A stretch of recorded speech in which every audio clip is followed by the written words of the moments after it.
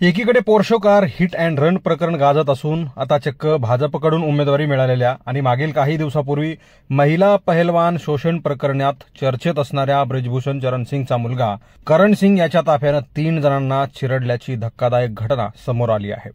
या घटनेमुळे परिसरात संताप व्यक्त केला जात आहे।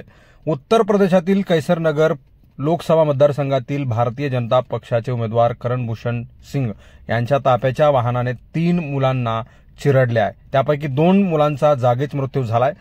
तिसरा यामध्ये गंभीर जखमी झाला असून त्याला उपचारासाठी रुग्णालयात दाखल करण्यात आला असल्याची माहिती आहे। जखमी असलेल्या तरुणाची सुद्धा प्रकृती चिंताजनक असल्याची माहिती मिळत आहे।